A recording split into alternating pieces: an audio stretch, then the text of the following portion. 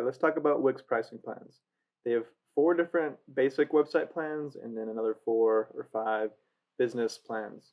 So the most popular is the combo plan. It's also the cheapest at $14 a month. Comes with a free domain. There won't be any Wix ads on your website.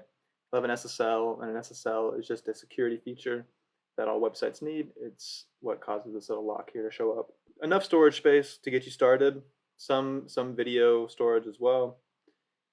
These other things that come on some of the other plans, you don't necessarily need to get started.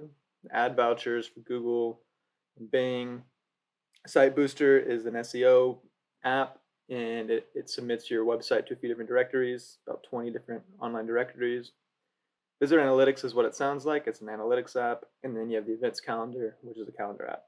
The logo maker that comes with VIP and Pro is pretty cool. It will essentially generate a logo for you based on the answers to a couple questions and your choice between a few different logos. And it comes with all the files you would need for all kinds of different uses. If you want to use it on Facebook and Instagram and all of these different spots, it'll give you the right file sizes. So that's the standard plans. There's also e-commerce plans. So the most common is the Business Unlimited plan, and it's what we offer our clients if they're hosting and maintaining their sites with us. So some of the helpful features of the Business Unlimited over Business Basic are that you get subscriptions, subscription services, you can use multiple currencies, the automated sales tax is pretty helpful, advanced shipping, you can connect to different marketplaces, and you also have a few other little add-ons. So I would recommend the Business Unlimited. The Business Basic, though, will be plenty to get you up and running.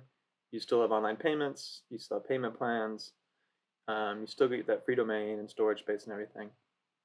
So I think if you are brand new and ready to just dip your toes into building a website, I would start with the combo.